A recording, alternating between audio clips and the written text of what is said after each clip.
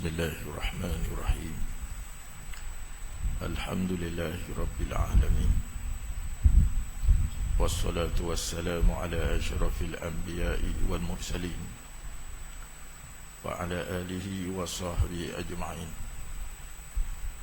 يا ربنا ما علم لنا إلا ما علمتنا إنك أنت العليم الحكيم رب يسر أمورنا ولا تعسر وتمم بخير وصلى الله على محمد وعلى آله وصحبه وبارك وسلم.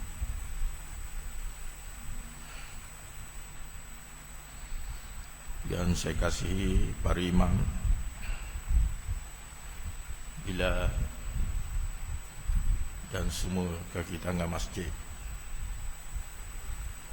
mengurusi serta semua ahli jawatan kuasa, muslimin muslimat yang dirahmati Allah Subhanahu wa taala sekalian. Alhamdulillah, kita bersyukur kepada Allah taala kerana pada malam ini sekali lagi kita dapat bersama-sama. Mudah-mudahan perhimpunan kita ini mendapat manfaat dan dicatat termasuk dalam perhimpunan yang baik di hari akhirat. Sebelum daripada ini, kita telah menceritakan berkenaan dengan sakaratul maut, bagaimana Rasulullah sallallahu alaihi wasallam, seorang nabi, seorang rasul, makhluk yang paling mulia. Mana tak ada dah orang lebih mulia daripada Nabi kita ni, yang Allah Ta'ala utuskan di atas muka bumi, yang dirindui oleh seluruh alam. Ghafarallahu lahu ma taqaddama wa ma ta'akhara min dhanbih wa ya'simuhu minan nas. Ya Allah Ta'ala ampunkan dosanya, dosa yang tak buat lagi ataupun dosa yang telah dilakukan. Bahkan Allah Ta'ala maksum, disebut ya man ghafarallahu lahu taqaddama wa ma ta'akhar. Allah Ta'ala ampun dosa. Kalau ada yang terlanjur, yang salah, Allah Ta'ala dah ampun sebelum daripada dia lakukan. Kerana kesilapan, masalah lupa dan sebagainya yang berlaku kepada Rasulullah sallallahu alaihi wasallam adalah ilmu, supaya keluar daripadanya masalah-masalah fiqh. Contohnya dalam bab Nabi sembahyang asar 2 rakaat. Bila Nabi sembahyang asar 2 rakaat, maka selepas daripada solat asar 2 rakaat, maka sahabat bertanya kepada Nabi sallallahu alaihi wasallam, asafarna wa qasarna ya Rasulullah, apakah kita ni sedang musafir dan kita ini boleh qasar sembahyang? Balah sembahyang di Masjid Madinah ya, tapi akhlak para sahabat. Lalu Nabi melihat kepada Ibn Abbas radhiyallahu anhu. Ibn Abbas anggap mana dia memang Nabi sembahyang asar 2 rakaat. 2 rakaat. Sedangkan ketika itu tidak musafir. Maka Nabi pun pakai tambah 2 rakaat. Lalu selepas daripada 2 rakaat, Nabi melakukan sujud sahwi. Makna dia, perkara yang lupa berlaku pada Nabi adalah supaya keluar daripadanya hukum. Maka daripada perbuatan Rasulullah, maka keluarlah hukum berkaitan orang yang tinggal rakaat sembahyang. Maka memadai dengan dia tambah, bukan dia yang ada tu salah. Bukan dia mula semula sembahyang asar, cukup dia tambah yang dia tinggal saja. Mana dia semayang 2 rakaat, lepas tu orang royak semayang 2 rakaat je, maka dia tambah lagi 2 rakaat. Dan selepas daripada itu dia melakukan sujud sahwi. Maka dalam mazhab Syafi'i kita, sujud sahwi kalau ingat dalam semayang, maka sujud sahwi itu ialah sebelum daripada salam. Tapi kalau ingat lepas daripada beri salam, maka sujud sahwi itu selepas daripada beri salam. Mana dia nak sujud sahwi sebelum salam boleh, sujud sahwi selepas daripada salam pun boleh. Ini dipanggil apa yang berlaku pada Nabi tadi adalah supaya istikhraj minhu al-hukm, keluar daripadanya hukum. Ada pun lupa kita tak keluar hukum yang berlakunya pada Nabi SAW. Begitu juga dengan qada. Lagu mana ada semayang qada? Qada semayang, asal semayang qada ni tak ada. Jangan pandai-pandai pasal apa dak semayang subuh kita nak qada. Ini tak betul, dosa besar. Yang berlaku pada Nabi ialah Nabi tertinggal mendirikan solat tahajud dan qiyamul lail. Pasal solat tahajud dan qiyamul lail merupakan fardu ain kepada Rasulullah sallallahu alaihi wasallam. Ada pun keluarga Nabi ini dipanggil sunnatul ain. Oleh kerana benda inilah fardu ain kepada Nabi, maka satu hari Nabi terlelap sehingga Nabi bangun sembahyang subuh dan tertinggal qiyamul lail. Maka Nabi mengqadaknya pada waktu siang. Daripada itu keluarnya hukum qada. Orang kita sengaja tinggal, lepas tu dah apa nak qada. Ini haram dan dosa besar. Ada sembahyang qada asal tak ada. Dah apa dak sembahyang subuh nak qada. Ini dosa besar. Jadi perlu kita faham. Jangan kita ingat boleh ni boleh qada, boleh qada. Supaya orang pergi tengok konsert apa? Haji, konsert apa baru ni? Haji pergi tak tu? 2 hari sudah tu pergi. Haji pergi tak? Biasa tak apa jawab tu pergi macam tu. Coldplay, betul Ustaz main sejuk ni. Ini konsert Zionis. Ini konsert Zionis. Penyanyi dia ini Yahudi. Jadi benda-benda yang seumpama ini tuan-tuan melarat dalam negara kita ni. Melarat. Lepas ni ada lagi, ada konsert Bollywood pula. Lepas konsert Bollywood ataupun sebelum konsert Bollywood, pertandingan Ratu Cantik. Macam mana ni Ustaz? Ustaz? Dia kata dah apa Ratu Cantik ni bukan Ratu Pondak. Ini Ratu Cantik hok puang betul ni. Apakah kalau hok puang betul jadi halal? Jadi kita tanya Ustaz, macam mana Ustaz? Supaya orang kata tak apa konsert ni. Pasal konsert ini penyanyinya walaupun daripada barat, tapi dia sokong Palestin. Apakah kerana sebab sokong Palestin benda haram jadi halal? Macam mana tu Iman? Logik ke tak kalau otak kita fikir lagu tu?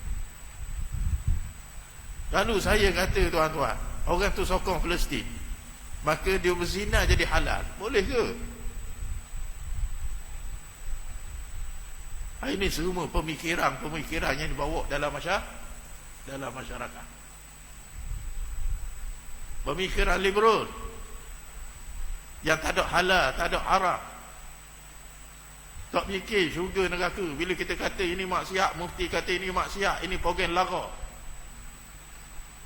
Akhirnya apa yang berlaku pada mufti tuan-tuan, muda-mudi kita ni, ada kata mufti mengambil kerja Tuhan. Ini terlebih syurga. Biar orang kata terlebih syurga daripada terlebih neraka ni. Jadi inilah benda yang duduk dalam negara kita hari ni. Dah tahulah kalau tuan-tuan pun rasa selesa dengan maksiat yang seumpama ini. Dah tahulah kita rokok sujud pada Tuhan, tiba-tiba redha dengan maksiat. Nabi kata man redha bi maksiati maksiyah, orang yang redha dengan maksiat samalah dia melakukan maksiat yang sama. Fa'ayazubillah. Jadi Rasulullah sallallahu alaihi wasallam yang parah lagi, ada anak muda kita kata kalau Nabi Muhammad tu ada, nescaya tertunduk ataupun melutut Muhammad kepada bendera pelangi. Siapa mereka menghina Nabi? Bayangkan. Hina Nabi, tuan-tuan.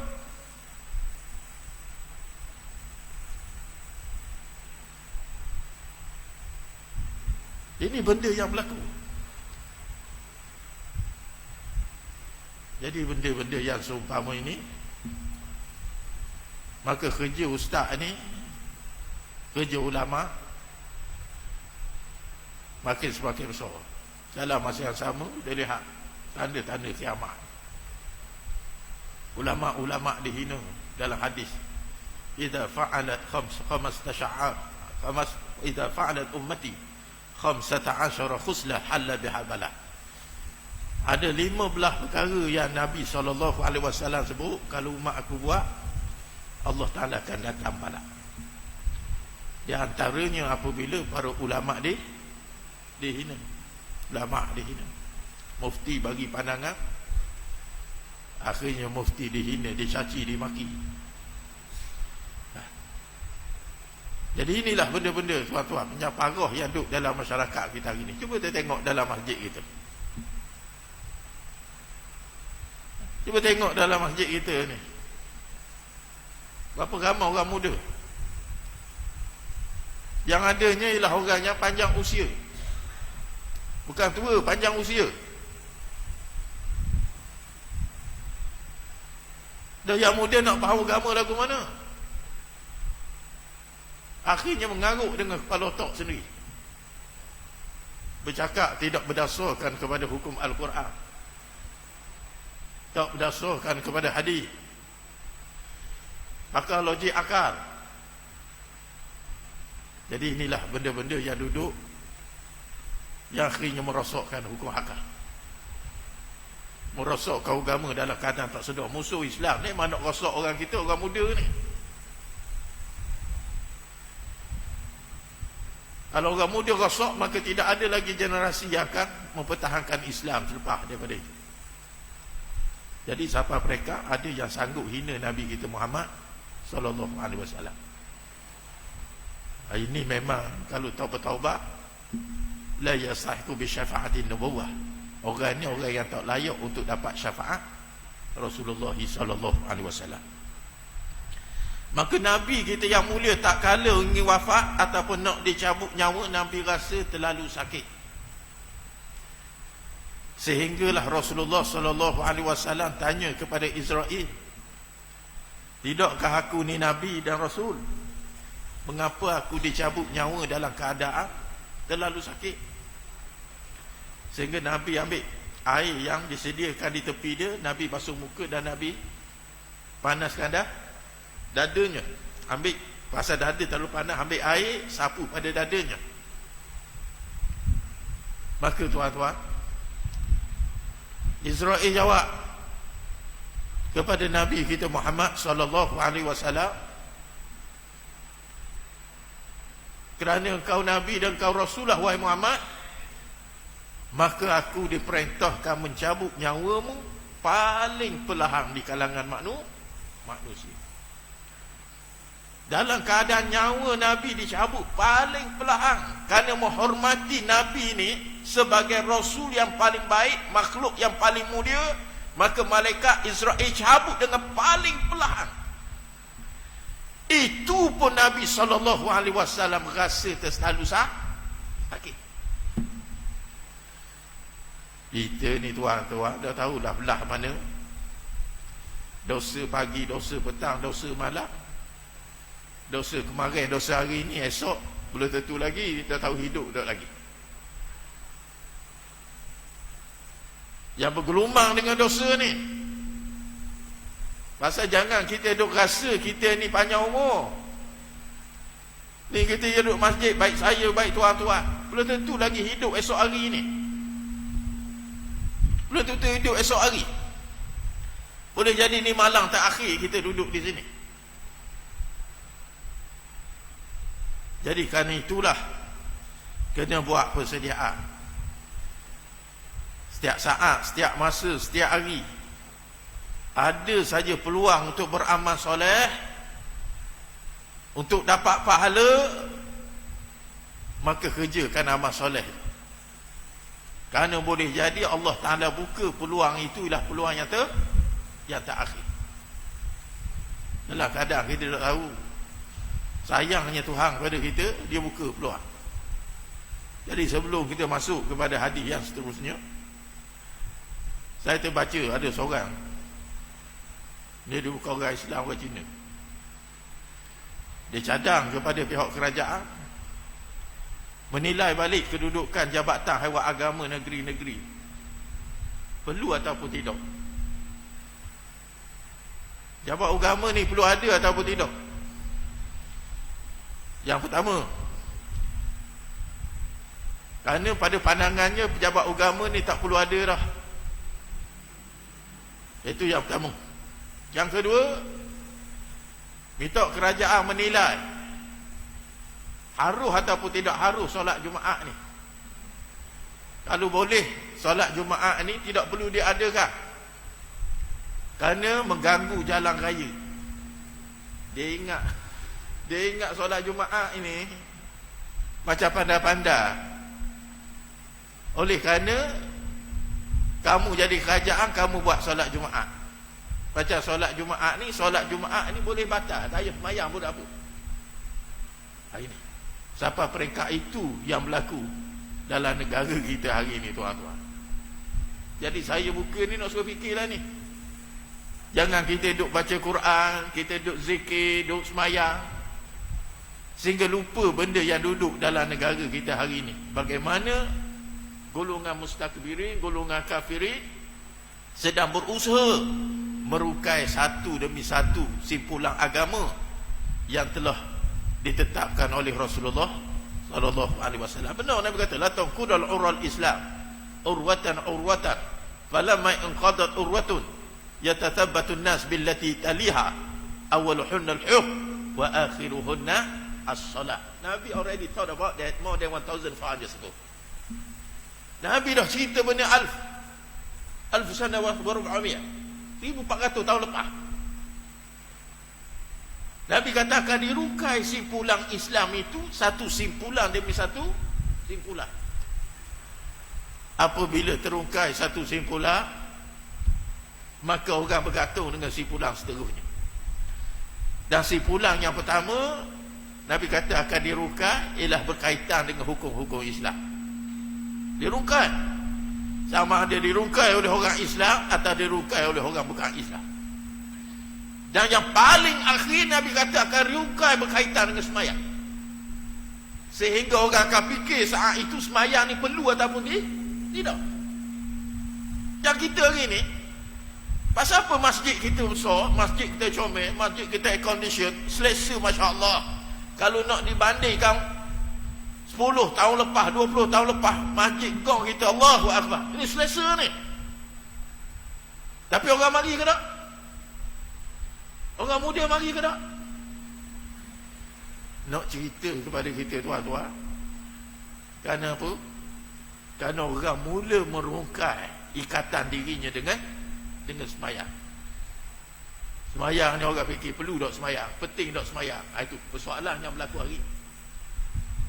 Jadi kerana itulah perkara yang akan berlaku akhir zaman, sembahyang menjadi ibadat yang mudah orang tinggal. Pasal nak semayang, tambah semayang pun apa? Dia jadi pilihan. Bila sampai tahap itu, tuan-tuan, percayalah, Allah Ta'ala tak segan, tak silu lagi untuk menurunkan bala dan menurunkan musibah. Baik. Dalam hadis yang seterusnya, daripada Adi bin Hatim radhiyallahu anhu qala Rasulullah sallallahu alaihi wasallam ma minkum min ahadin illa sayukallimuhu rabbuh wa laysa bainahu wa bainahu tarjuman fayanzuru aymana minhu fala yara illa ma qaddam wa yanzuru as'ama minhu fala yara illa ma qaddama wa yanzuru baina yadayhi fala yara illa an-nar tilqa'a wajhihi fattaqun nar walau bisyikki tamrah muttafaqun alaih. Macam mana ni?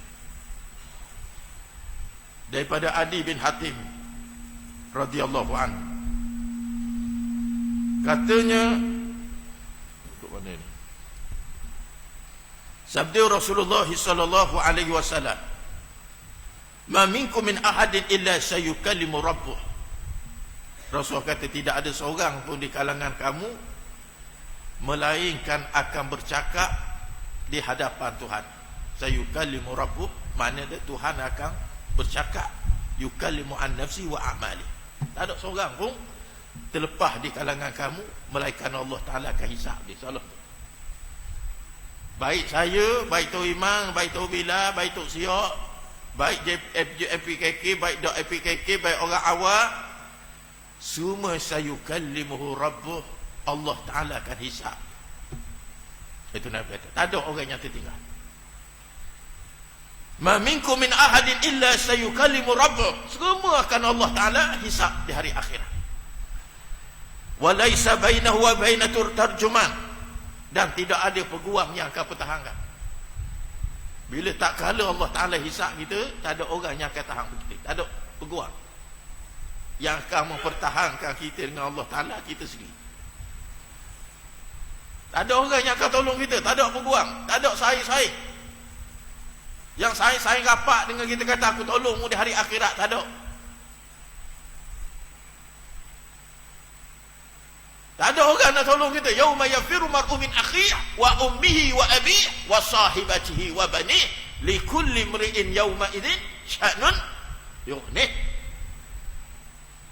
Tak ada orang nak tolong kita. Yauma yafiru mar'u min akhihi, adik-beradik temu lari. Ramai atas dunia baik dengan adik-beradik. Yauma yafiru mar'u min akhihi, temu lari adik dia. Abang temu lari, adik temu lari. Wa ummihi wa abihi, ayah temu lari, mak pun temu lari. Wa sahibatihi wa banihi, bini temu lari, anak temu lari. Bahkan semua orang yang rapat dengan kita tak kali itu semua temu lari, tuan-tuan. Hari ni Kamai minum kedai kopi sekali. Lepas isyak rapat dia, lagi tak minum kedai kopi, makan roti canai, dak balik dia kerana rapat berdoa ni. Masya-Allah. Rapat. Tapi di hari akhirat sahabat ni lagi. Pasal tu kalau tuan-tuan dengar orang yang bercakap saya tanggung dosa tuan-tuan di hari akhirat, ini bohong lah ke ni? La taziru waziratun wizra ukhra. Tak ada orang yang boleh tanggung dosa orang. Tak ada. La taziru waziratun wizra ukhra. Kalau tuan-tuan rasa ada orang bercakap lagu tu, autar belaka. Tak ada orang yang boleh tolong kita.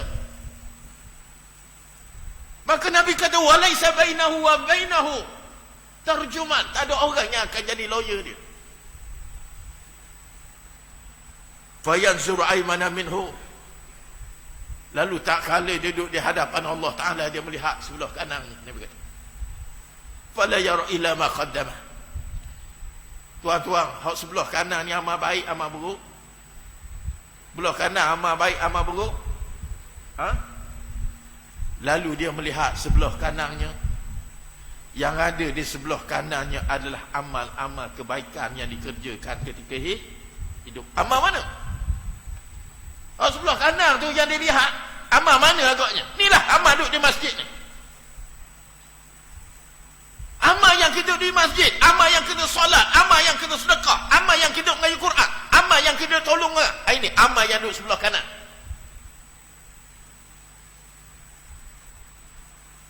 Lalu dia melihat mata qadjamah, apa yang dia buat masa hidupnya daripada amal baik. Wa yanzuru asyama minhu, lalu dia melihat kepada sebelah kirinya.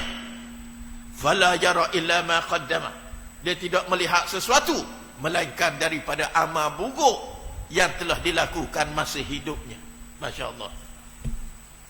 Tengok sebelah kiri, amal mana? Amal buruk. Nak buat curi, ni duduk belah ni. Awak bahang orang kata ke orang, awak duduk semayang, awak ngetek, ini duduk sini, duduk belah kanan, duduk belah kiri, duduk belah kiri. Maka di antara baik dan buruk, fayanzuru baina yadayhi, lalu dia melihat ke hadapan. Nabi kata, fala yara illa naratul khawaqa, tidak ada di hadapannya melainkan api neraka yang sedang untuk membakar. Fattaqun nar, kerana itu Nabi kata, takutlah kamu akan neraka, walau bisyik tamarah, walaupun dengan sebiji buah tamar. Masya Allah, tuan-tuan. Apa maksud dia? Buat persediaan untuk kita jauhkan diri kita daripada neraka, walaupun dengan sebiji buah tamar. Tabarru'at was sadaqah. Tabarru'at was sadaqah. Tak mampu, duit tak banyak, harta tak banyak, yang adanya RM1, pastikan RM1 itu RM1 yang boleh menyelamatkan kita daripada api neraka. Ini Allah Ta'ala buka peluang yang saya sebut tadi. Allah Ta'ala buka peluang kita duduk dalam masjid ni bukan saja-saja. Tujuan Allah Ta'ala nak gandakan amalan ini agar pahalanya akan menyelamatkan kita di hari akhirat. Pasal tu walaupun tuan-tuan duduk dalam masjid dan dalam muzakaratul ilm, belang-belang duduk dengar dalam muzakaratul ilm, tidur misalnya, boleh pahala ke tak? Boleh pahala. Tapi kalau niat daripada rumah dah nak tidur, ni lain. Dengar, tidur misalnya, boleh pahala. Ni kenapa guana ni? Kenapa tu bila bawa lembek, bawa batai ni dari rumah lagi niat nak tidur? Contoh, boleh pahala walaupun tidur. Bila saja mulut menyebut nawaitul aikaf fi hadal masjid, boleh pahala. Lama mana pahala? Selagi duduk dalam jisatul ilm, maka dia dapat pahala. Dia cerita dalam hadis Nabi SAW. Ni saat kita duduk, malaikat ada ke tak? Ni saat kita duduk dalam masjid, malaikat ada ke tak ni? Ada ke tak? Kita ada malaikat. Ada malaikat ala yamu ala shimal. Kanan kita malaikat duduk catat ni, kiraman katibin. Duduk catat. Tiba-tiba dalam keadaan nak catat, ada hak tidur. Hak ni tak tidur, hak ni tak tidur. Ada seorang ni tidur. Lagu mana nak beri pahala ni? Dah dia ni tidur ni, nak beri pahala lagu mana? Ustaz? Takkan nak beri pahala juga mereka tidur. Dah tidur, berdekul, meleleh pula audio ni. Lagu mana ni tuan-tuan? Lalu malaikat naik ke langit, bertemu dengan Allah Ta'ala. Tanya lagu mana dengan Han-Naim, halahu jazaun. Ya Allah, ya Tuhanku, apakah orang yang tidur ni ada juga pahala ni? Sedangkan dia duduk dalam majlis orang lain suruh menjenera benda, dok tidur, bangun molek tapi dia jenera ni, lagu mana pahalanya? Catat ke tak ya Allah? Maka Tuhan kata, catat pahalanya seperti mana mustaykhid, seperti mana orang yang sedang mendengar dan bangun. Masya Allah. Ini hebat duduk di rumah Allah Ta'ala ni. Jadi saya sebut lagu ni, tuan-tuan boleh tidur lah. Pasal boleh pahala juga. Ini hebat Allah Ta'ala nak beri pahala. Pasal apa tuan-tuan? Pasal Allah Ta'ala Ar-Rahmanur Rahim. Wa kana bil mu'minina rahima. Kerana Allah Ta'ala sayang pada kita. Tapi kita yang mencampak diri kita pada kebinasaan. Dalam keadaan Allah Ta'ala sebut wa hadainahun najdain. Aku tunjuk kepadamu dua jalan. Jalan yang baik untuk diikuti dan jalan mungkar untuk dijauhi. Apa tujuan ni tuan-tuan? Pasal apa orang Islam ni ada benda haram, ada benda halal, ada benda wajib, ada benda sunat, ada benda makruh, ada benda harum. Betul orang Islam? Orang kafir ada ke tak? Orang kafir tuan-tuan, ada tak benda haram bagi orang kafir? Tak ada. Tak ada haram, tak ada halal, tak ada makruh, tak ada benda haram, tak ada pada orang kafir. Hukum ini cuma ada pada orang Islam. The question, orang putih kata, persoalannya kenapa hukum ni ada pada orang Islam tapi tak ada pada orang kafir? Pasal apa tuan-tuan? Pada orang Islam nak minum arak tak boleh, haram. Nak makan babi, terliur sangat nak makan babi. Halal ke haram? Halal ke haram? Haram. Tapi saya sokong Palestin. Halal ke haram? Haram juga. Pasal haram wal haram. Pasal ada lain orang berpandangan tuan-tuan. Kadang pelik. Kalau sokong Palestin, maka benda haram jadi hak, jadi halal. Jangan haram pakai haram. Pasal apa ada haram bagi orang Islam? Ada sunat bagi orang Islam. Ada wajib bagi orang Islam. Ada halal bagi orang Islam. Maka hukum-hukum ni semua ialah Allah Ta'ala nak jaga kita. Faham tu? Allah Ta'ala nak jaga kita. Allah Ta'ala wajib. Pasal apa? Kerana kamu buat benda wajib, benda yang diperintahkan, itu jalan ke syurga. Kamu tinggal benda yang Allah Ta'ala perintah, supaya ditinggalkan, maka itu jalan ke syurga. Kamu buat benda sunat, ziyadatu, jalan ke syurga. Makna semua benda-benda yang Allah Ta'ala syariatkan minal ahkam, tujuan Allah Ta'ala nak jaga kita, supaya perjalanan kita betul-betul ke syurga Allah Subhanahu Wa Ta'ala. Mana Allah Ta'ala jaga kita? Tuan-tuan, kita ni pernah jadi anak. Kalau ayah kita sayang pada kita, maka tentu ada pantang larang hak boleh buat, hak tak boleh buat. Ya ke tak tu? Ya ke tak? Ayah kita jenis sayang pada kita. Masa kita kecil, kita nak ambil pisah, ayah kita suruh kita, larang, jangan, bahaya. Ya tak tu? Nak panjat pokok, jangan, jatuh, mati. Tapi kalau jenis ayah tak sayang, kau ada mung, mapuh mung dia. Ya ke tak tu? Pasal apa tuang-tuang ajar, ni tak boleh. Anak kita nak buat ni tak boleh. Buat ni boleh, hak ni tak boleh. Pasal apa? Because of deadly love. Apa putih kata? Sayang yang mendalam. Kalau jenis ayah tak sayang, kau ada mung lah. Kalau mati, matimu bukan mati aku. Kalau sakit, sakitmu bukan sakit aku. Ini jenis ayah tak sayang. Maka begitu Allah Ta'ala. Bagi orang kafir, Allah Ta'ala tak jaga dia. Kau ada mulah nak buat apa? Kau ada mu nak buat apa? Mu nak minum arak? Mu nak makan babi? Kamu nak melakukan maksiat? Kau ada mu. Tapi ingat, kesudahan hidup kamu ialah ke dalam negatif. Maka orang Islam ni Allah Ta'ala jaga. Benda ni boleh buat, benda ni tak boleh buat. Benda ni kalau mau buat, tambah amal. Benda ni kalau mau buat, mudah tinggal. Mau buat juga, kurang amal. Tujuan apa tuan-tuan? Allah Ta'ala nak guide kita, pandu kita untuk jalan ke syurga.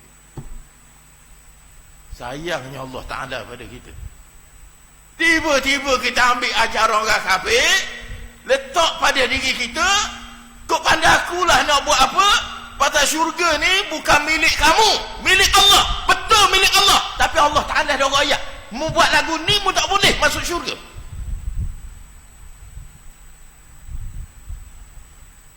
Maka kita ni ustaz-ustaz, ulama-ulama, mufti-mufti, yang ayat ni bukan daripada ini yang Allah Ta'ala sebut, ini yang Quran sebut, ini yang hadis sebut. Benda ni tak boleh buat, benda ni tak boleh buat. Kenapa? Pasal tak ada orang nak selamat kita di hari akhirat.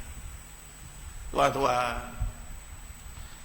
kita nak cari ustaz, tak jumpa dah di hari akhirat. Macam ustaz kita ni tuan-tuan, nak cari di hari akhirat, tak jumpa dah. Nak suruh bimbing kita di hari akhirat, tak jumpa. Tak ada orang nak bimbing kita di hari akhirat. Karena di hari akhirat yakti furada, masing-masing bawa amalan masing-masing. Nabi-nabi bawa amalan masing-masing, kita pun bawa amalan masing-masing. Yang boleh tolong kita hanya seorang manusia di hari akhirat, tak lain tak bukan manusia inilah Muhammad sallallahu alaihi wasallam.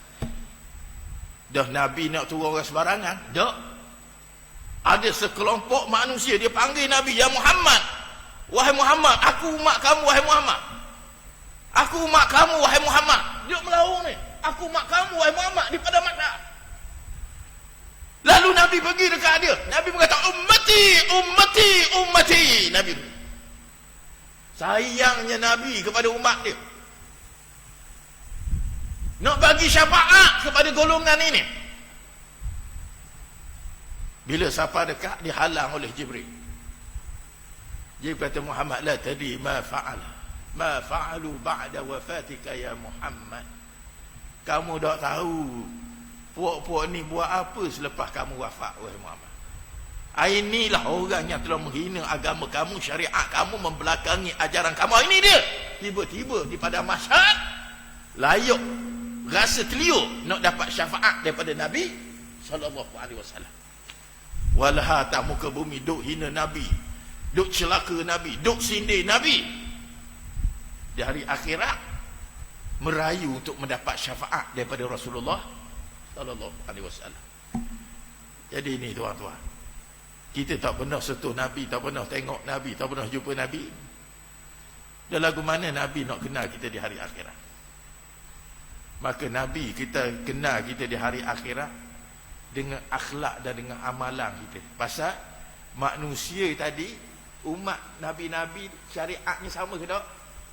Syariat dia sama ke tak? Tak sama. Maka dikenal umat itu dengan akhlak dan syariat amalannya. Mana amalan lain, ni Nabi ni, amalan ni begini. Contoh umat Nabi itu, tuan-tuan, dalam syariat Nabi kita boleh nikah berapa orang? Masalah berani, masalah takut tu sungguh kira. Tengok tu, boleh nikah berapa orang? 4 orang. Oh, tengok tu haji sebut 4 gagah, tapi berani akad 4. Oh, tapi nak buat betul mikir panjang je. Nak cerita 4, tapi syariat Nabi satu je. Nampak tak?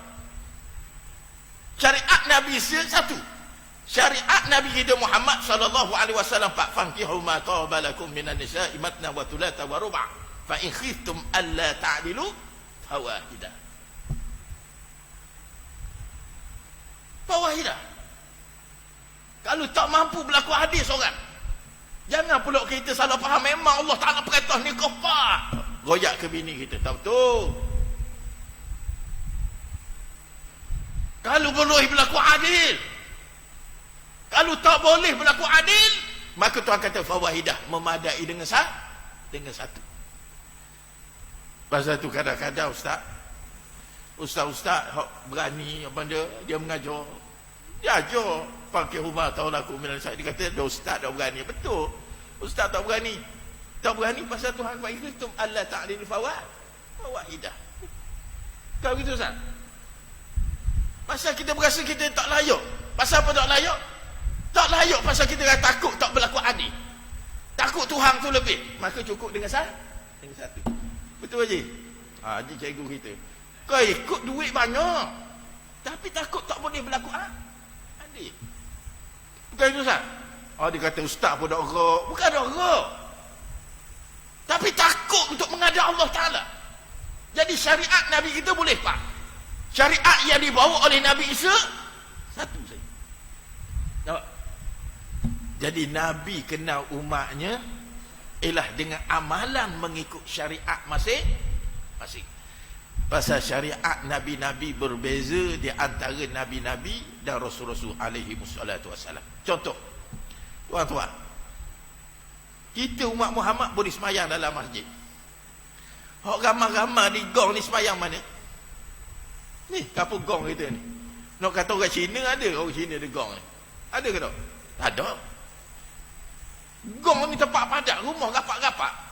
Kalau tu bakar, habis bakar lagu tu, bomba tak boleh nak mari. Pasal rumah rapat-rapat ada gong ni. Dah rapat-rapat rumah orang Islam. Bukan orang Hindu. Bukan orang Buddha. Makna dia, hak mari masjid ada masjid. Hak tak mari masjid ada mana? Bukan kata dia tak semayang. Dia semayang di mana? Semayang mana? Kita kata dia semayang di rumah. Kau kata tak semayang tak boleh pasal kita tak tahu. Dia semayang di rumah. Betul? Maka syariat Nabi kita boleh semayang di rumah. Boleh semayang tepi jalan. Nabi kata ada benda yang tidak disyariat pada Nabi lain tapi disyariat kepada aku. Di antara Nabi kata waja'alli arda masjidan wa tahura. Allah Ta'ala jadikan bagi aku, yakni bagi Muhammad dan umat dia, bumi ini adalah suci dan boleh tempat semayang. Mana semayang di mana pun boleh. Bagi umat Muhammad sallallahu alaihi wasallam di rumah sah semayang di rumah. Tepi jalan sah semayang tepi jalan. Tepi parit boleh semayang tepi parit. Di masjid afdal semayang di masjid. Tapi umat Nabi lain tak boleh semayang melainkan pada tempat yang telah ditentukan saja. Faham tu? Mana umat Nabi lain tak boleh semayang berkata? Dia kena semayang tempat ditentukan ini. Contoh ni kata ini tempat semayang bagi umat Nabi sini saja. Rumah tak sah. Semayang sini saja. Itu bagi umat-umat yang lain. Kerana syariat Nabi-Nabi dan Rasul-Rasul adalah berbeza. Jadi Nabi kenal kita di hari akhirat, tengok kepada amalan kita, ikut syariat mana. Jadi kalau yang duduk pada amalan kita ikut Yahudi, ikut Nasara, maka orang ni tak layak dapat syariat daripada Rasulullah sallallahu alaihi wasallam. Masa tu Nabi kata fa'alaikum bisunnati wa sunnatil khulafa'ir rasyidin al-mahdi.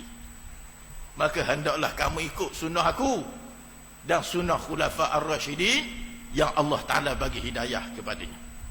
Jadi ni tuan-tuan, maka tidak ada seorang pun di kalangan kita yang terlepas daripada perbicaraan di hadapan Allah Ta'ala. Saya tak terlepas, tuan-tuan tak terlepas, Tok Imam, Tok Siok, pengurusi JPKK, anak buah AJK, semua tak terlepas. Orang kaya tak terlepas, orang miskin tak terlepas, raja tak terlepas, menteri tak terlepas, orang kaput, semua tidak ada seorang pun yang terlepas daripada berbicara di hadapan Allah Subhanahu wa Ta'ala. Dan ketika itu tidak ada seorang pun yang akan tolong kita ketika mana di padang mahsyar. Tak ada orang nak tolong kita. Yang tolong kita amalan kita sebelah kanan daripada amalan yang baik, ataupun yang mencelakakan kita ialah amalan buruk yang ada sebelah kiri. Maka amalan ini yang menentukan bagaimana untuk kita berhadapan dengan api neraka yang sedang berada di hadapan. Maka Nabi kata selamatlah diri kamu daripada neraka itu walaupun dengan sebiji buah tamat. Ada peluang beramal soleh, maka jadikan amal soleh itu sebagai pemadam kepada api neraka yang duduk di hadapan kita. Wallahu a'lam. Bismillahirrahmanirrahim. Alhamdulillahi rabbil alamin. Wassalatu wassalamu ala sayyidil mursalin wa ala alihi wa sahbihi ajma'in. Allahumma ati anfusana taqwaha فزكيها أنت خير من زكاها أنت وليها ومولاها. اللهم ارفع مقتك وغضبك عنا. اللهم لا تسلط علينا بذنوبنا من لا يخافك ولا يرحمنا. اللهم أعز الإسلام والمسلمين والدعاة والمجاهدين والمستضعفين والمظلومين. اللهم انصر إخواننا مجاهدين في غزة. اللهم انصر المجاهدين في فلسطين كلها. اللهم قوي أعدائهم وثبت أقدامهم واجمع كلمتهم وانصرهم على أعدائهم وأعدائك وأعداء الدين برحمتك يا أرحم الراحمين. وصلى الله على محمد وعلى آله وصحبه أجمعين والحمد لله رب العالمين.